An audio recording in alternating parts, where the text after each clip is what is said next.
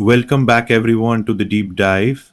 Today, I'm exploring the fascinating world of large language models, LLMs, and focusing on a fundamental aspect that is often overlooked: how we handle text data before it even reaches these algorithms.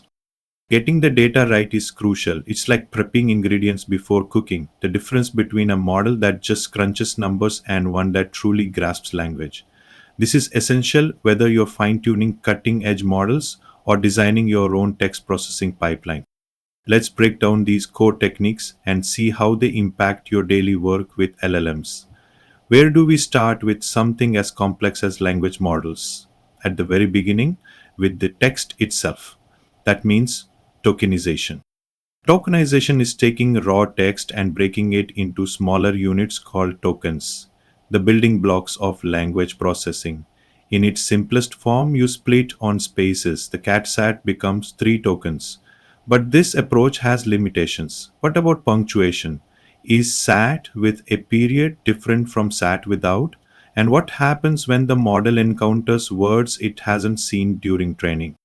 These out of vocabulary words can derail things. One approach is using a special Anka token. When the tokenizer hits an unknown word, it substitutes Anka. This at least signals something's there, helping the model infer meaning from context. But there's a more sophisticated approach: subword tokenization. Instead of working with whole words, it breaks words into smaller units. Take unbelievable. A word based tokenizer might treat it as a single rare word, but a subword tokenizer breaks it into un, believe, and able. Even if unbelievable wasn't in the training data, the model has likely seen these smaller parts in other contexts. Un appears in many words, and believe is common on its own. It's like breaking a word into Lego pieces. Even if you've never built that exact structure before, you can figure it out from familiar components. This technique powers many advanced LLMs like the GPT series. It lets us handle language's vastness without needing a vocabulary the size of an entire dictionary, giving us efficiency and flexibility. Once we've broken text into tokens, we need to convert them into something the model can process: numbers. This is where the vocabulary comes in, acting as an index that assigns a unique numerical ID to each token. If ing is the 150th token in our training data, every occurrence gets replaced with 150 noto. Instead of text, we are now working with number sequences that the model can process. We also need a reverse mapping to convert from numbers back to text when generating output. Otherwise, we just get meaningless number strings. Before moving on, let's touch on special tokens. These don't represent words but have control functions. Some mark sequence beginnings or endings like punctuation for the model. Others separate different input parts like questions from answers. They provide structural information about relationships between words. Now, how does the model learn from this data? This is where the sliding window approach comes in. Imagine a fixed length window moving across text one token at a time. For each position, tokens inside become model input, and the token immediately after becomes the target to predict.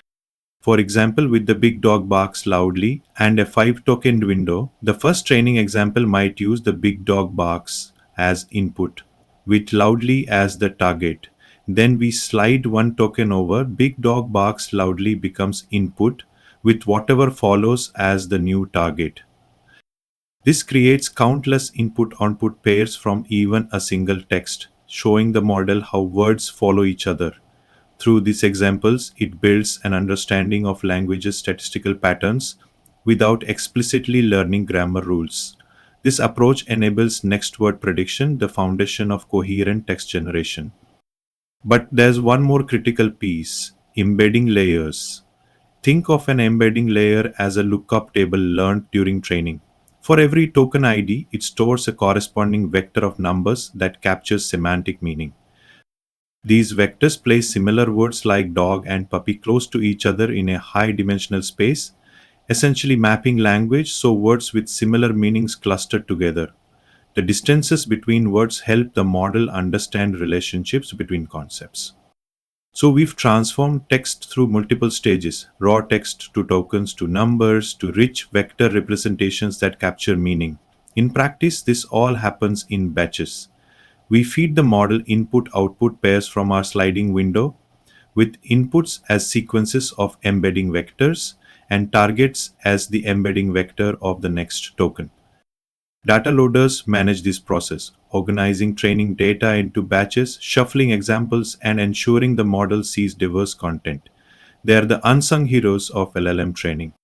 Understanding these techniques is crucial for anyone building models. Your tokenization strategy affects vocabulary size and how well the model handles new text. Subword tokenization improves efficiency with rare or specialized words. The sliding window enables the model to learn language's sequential nature. Without it, text wouldn't flow coherently. Embeddings are fundamental to how the model understands meaning, providing a foundation for various tasks from classification to creative content generation. It's not just about data quantity but preparing it properly. When fine tuning for specific applications, these considerations become even more important.